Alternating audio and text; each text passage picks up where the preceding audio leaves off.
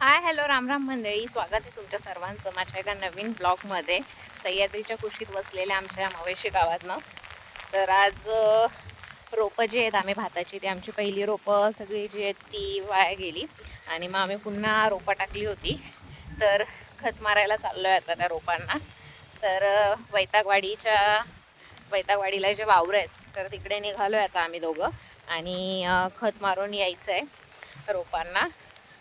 तर आता आम्ही निघालो आहे, सागर गाडी खाली काढतो आहे आणि मी चालत चालली आहे कारण रस्ता खूपच खराब आहे, इथे स्लिपी झालेला आहे. तर हा असा एकदम स्लिपी रस्ता झाला आहे, त्यामुळे तिथे मेन रोडपर्यंत तो गाडी काढून घेईल आणि मग तिथून आम्ही जाऊ मग सोबत पुन्हा. तर आता पाऊस आहे थोडा कमी झाला आहे. मागे 7-8 दिवस खूप पाऊस होता, पोल पडले होते आणि त्यामुळे लाईट पण नव्हती बरेच दिवस. तर त्यामुळे मग मध्ये बऱ्याच दिवस ब्लॉग शूट करता नाही आले, टाकता नाही आले कारण फोन चार्ज नव्हते. तर आता लाईट आली आहे, 2 दिवस झाले आणि थोडा पाऊस कमी झाला आहे. तर आज आम्ही रोपांना खतं टाकून घेणार आहे.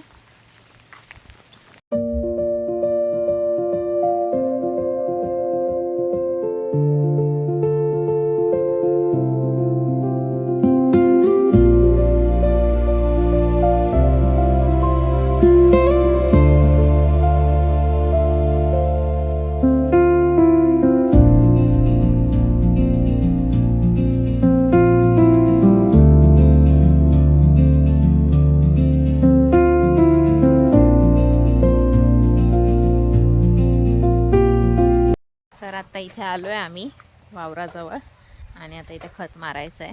वावर आहे आणि इथे आम्ही रोप टाकलं आहे, तर याला खत मारायचं आहे आता.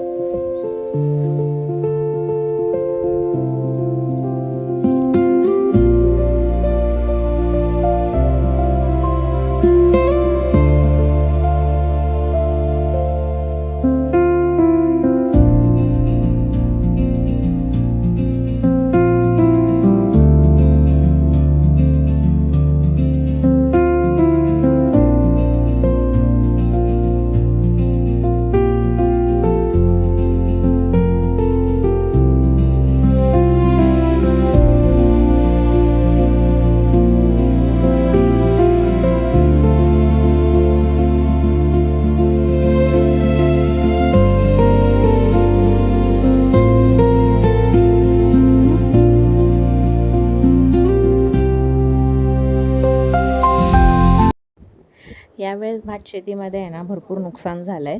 पहिले आम्ही जे रोपं टाकले होते तर ते वाया गेले बरेचसे, ते आलेच नाही. पाऊस म्हणजे रोपं टाकल्यानंतर ना पाऊसच गायब झाला होता आणि नंतर आला तर तो खूप जास्त आला.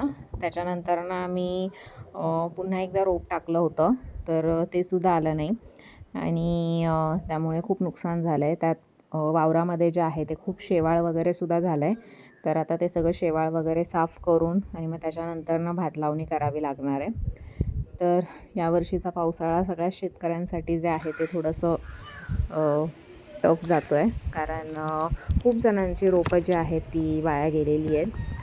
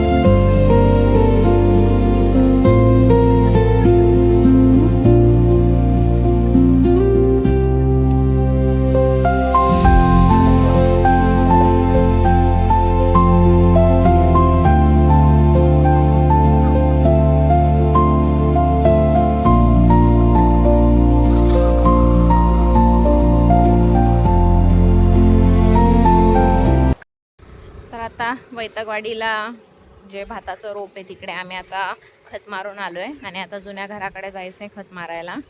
तर आता मागच्या काही दिवसापासून आहे ना इकडे वाघांचा वावर जास्त वाढला आहे.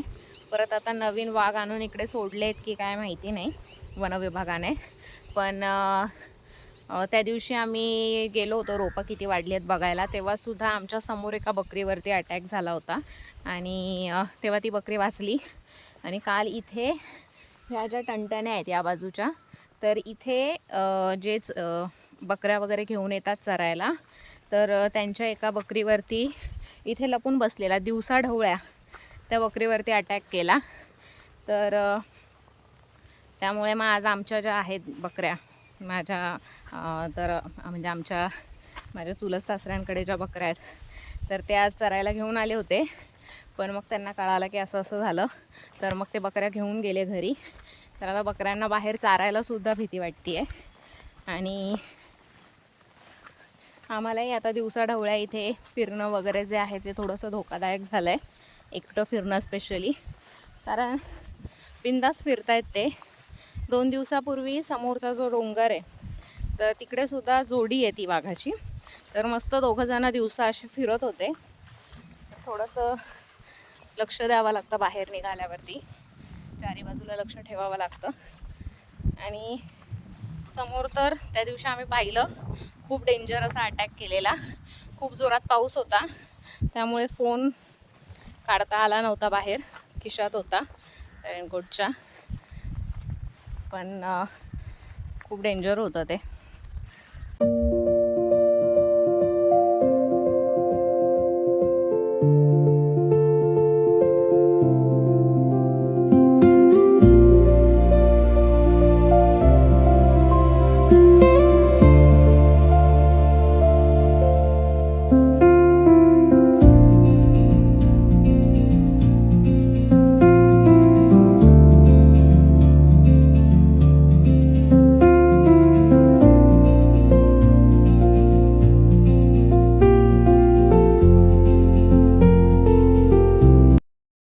इथे ना यांचं रोप होतं, तर त्यांनी आम्ही आलो 2-4 दिवसापूर्वी तेव्हा त्यांनी इथली सगळी घाण वगैरे साफ केली रोपातली. आणि रोप अगदी पेरणीला आलेलं आणि ते पान फुटल्याने पूर्ण गाडून गेलं. तर हे बाबा आहे त्यांचं रोप होतं ते. आणि अगदी लावणीला आलेलं रोप जे ते असं गाडून गेलं पूर्ण मातीच्या ढिगाऱ्याखाली. तर असं शेतकऱ्यांचं खूप नुकसान होतं पावसामुळे. आणि खूप मेहनत आहे शेतीमध्ये, सोपं नाही आहे. तर असं होतच असतं.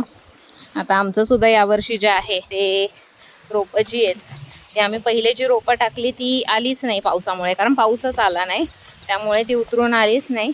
आणि दुसऱ्यांदा आम्ही जेव्हा पुन्हा टाकली ती पण आली नाही. त्यामुळे यावर्षी आम्हाला किती भात होईल, काय खाण्यापुरता तरी होईल का याबद्दल शंका आहे. पण तरीसुद्धा शेवटपर्यंत प्रयत्न करणे याशिवाय पर्याय नाही. लावतायत हे, तर ह्यांची लावणी चालली आहे. इकडे एवढं लावून झालंय आणि इकडे रोपं भाता लावतात. आता इथे जे हे रोप आलंय ह्याला खत मारायचं आहे. ह्याच्यावरच्या वावरामध्ये सुद्धा आपण रोप टाकलंय, त्याला पण मारायचं आहे. आणि त्याच्यावरच्या वावरामध्ये आपण तिथे सोयाबीन लावली आहे, तर ती पण छान उतरून आली आहे. तर इथे असे 3-4 वावरं आहेत आपल्या आणि वरती तो डोंगर.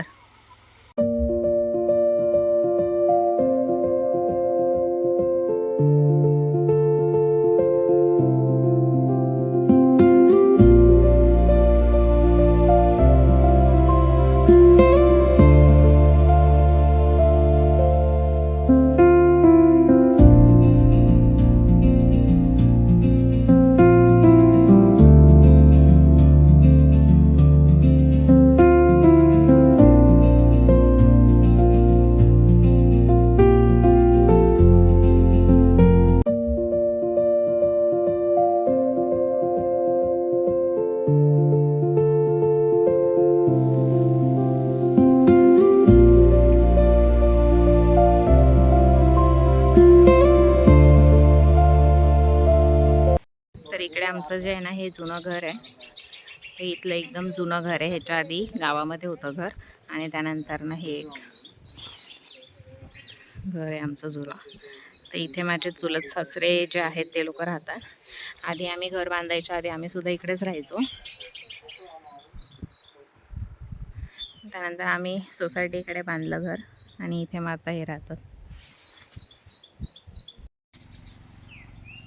तर इकडच्या जंगलातल्या आता वाघाच्या भीतीमुळे सगळे जे आहेत असे मोकळ्या जागेवरती गुरं घेऊन येत आहेत. आमचे गुरं इथे चरत आहेत. आज मामा आहेत गुरांकडे. इकडे असं मोकळ्या ह्याच्यात आता गुरं चारावी लागत आहेत.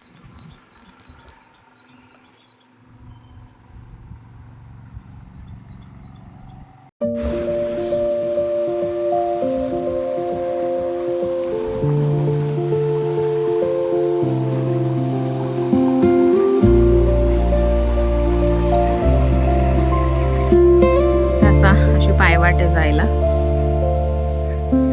काहीतरी